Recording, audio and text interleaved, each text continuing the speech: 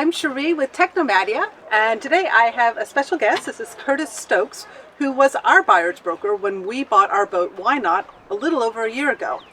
And we've brought him on board today here in, where are we at, Fort Pierce, Florida. I always have to think about that. See, that's what happens when you buy a boat and you go cruising. You forget where you are. Which is sometimes a good thing. Anyway, he is going to come on, and we have been fielding so many questions about the boat buying process, and we've only been through it once, so we're not experts, but we thought we'd have Curtis on to talk about the boat buying process. Just know he's here as knowledge.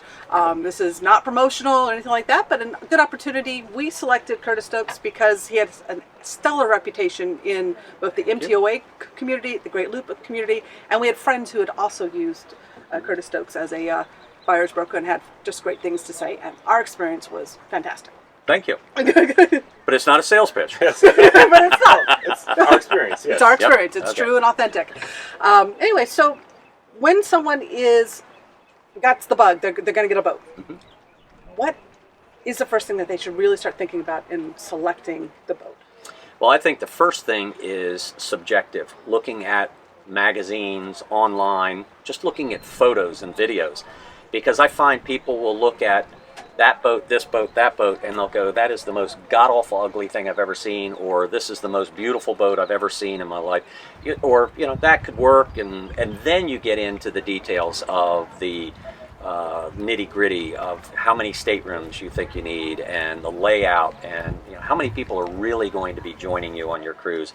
Everyone thinks a lot of people are, and they're not. So you start getting subjective. You start subjectively, and then you get more realistic as you go along into the details. And that worked really great with us because you have brokers up and down the coast, mm-hmm. and we were shopping by our RV coming down the coast, and you guys were so amazing in letting us schedule a day and go, let's go look at these boats and triangulate down mm-hmm. to what we thought would work for us is completely different than what we bought. Well, and I started out saying you have to look at photos and videos and all that, but eventually you have to get on the boats. Mm-hmm.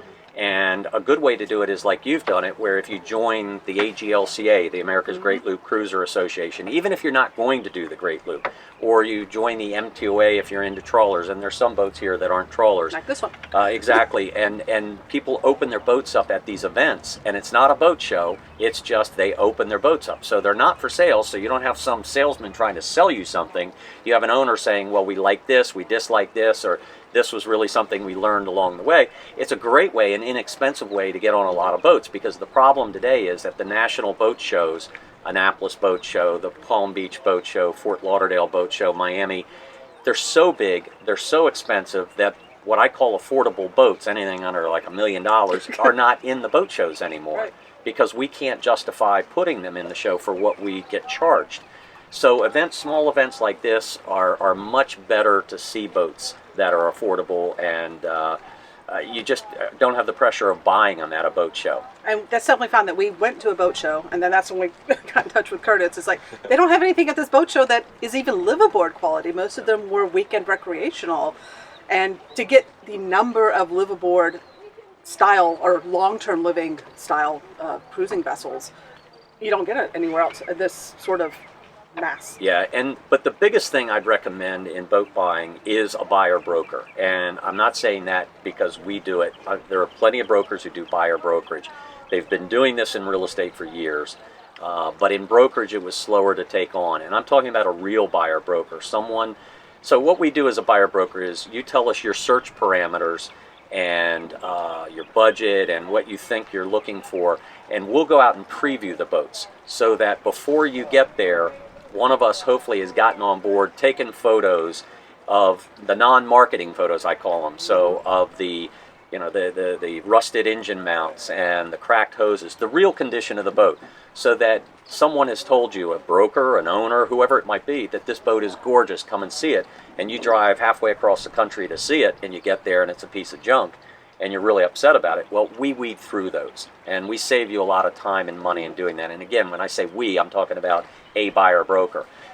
We can get information that you can't always get. So we'll talk to a broker. I've had brokers tell me things and owners tell me things that were completely different than they told my clients. And we both spoke to the same person. So we're in it every day. We can weed through, we can read through, we can do a lot of the prep work to save you a lot of time and money and zero you in on a boat that really makes sense for you. And that is true buyer brokerage. Weeding out the chafe and getting right to the real boats. And that was invaluable for us because when you're shopping for a boat, it's not likely that you're going to find 5 models of the boat you're looking for within a 200-mile range. Especially in today's market. They are all over the country, and if you're triangulated down on 1 or 2 models, they're going to be all over the place. So having someone go and preview, so we would get these emails from Curtis with 100 photos attached, looking at everything. In fact, he did a pre-inspection on Why Not for us before we even got together with Michael, one of your other agents, to go see it ourselves, and that gave us the confidence. And you had already weeded out a couple for us. You sent us about 100 pictures of this boat before we even saw it. Yeah, we go crazy with the photos, so you really get a feel for the boat. The other thing is, if you're going to hire a buyer broker, don't hire a buyer broker that doesn't travel. Right now, there are a lot of people who've caught on to this and said, hey, I'm a buyer broker, and then they call the listing broker and ask for a courtesy showing. So the listing broker does the showing, and the buyer broker actually doesn't travel with you or before you. So it's important to do your due diligence and get the right broker, whether you're listing a boat for sale or whether you're buying a boat, just like any other business, that you're getting what you're paying for. And speaking of paying for, with a buyer broker, you're not the one paying the fees. The seller is. Although, that's all embedded into the price of the boat, is that brokerage fee. We normally collect our commission from the seller or from the listing broker.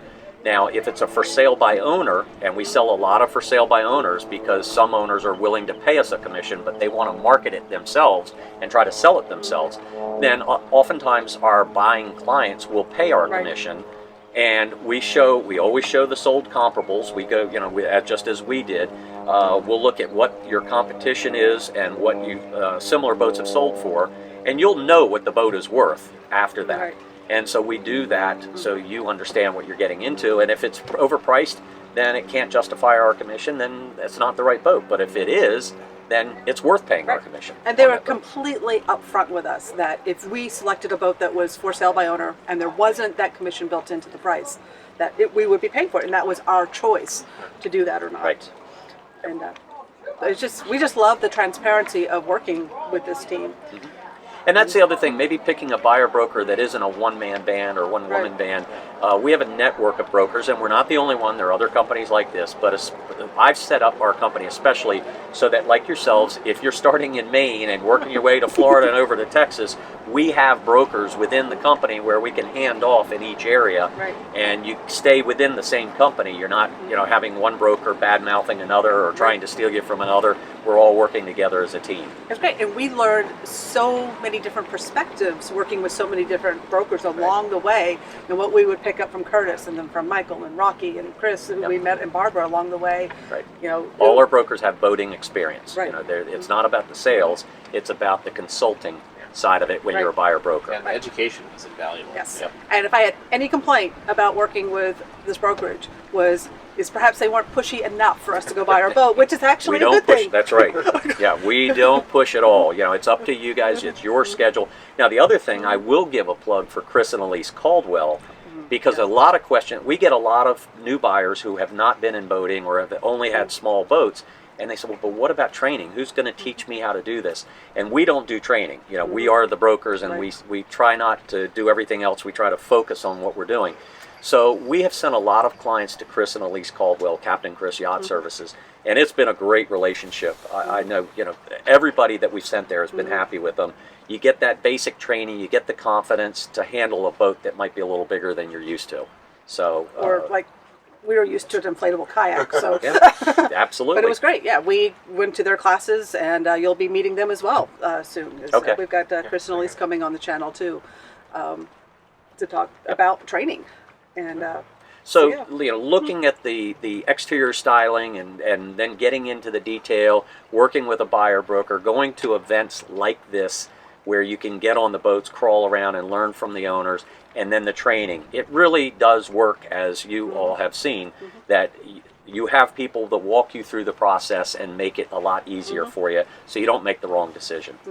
How long do most people spend in their boat hunt? It's all over the place.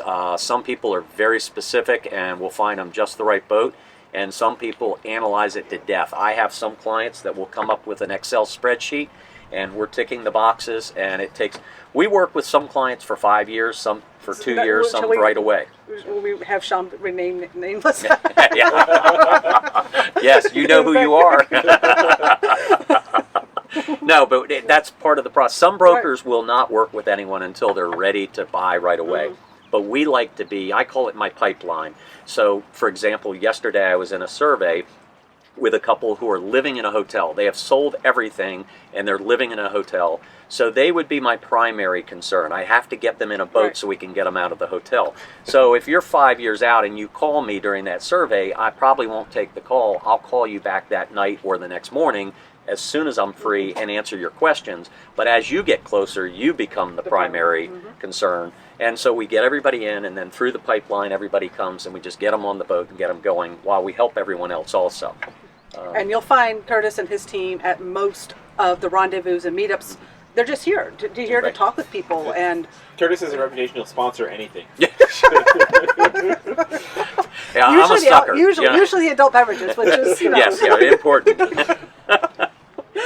So anyway, I wanted to introduce you guys to that and some of the buying process, and I think we're going to do some future videos together going over some other topics, because we're getting so many questions on it, and I'd rather you guys talk to the experts, because we're just two people who bought a boat.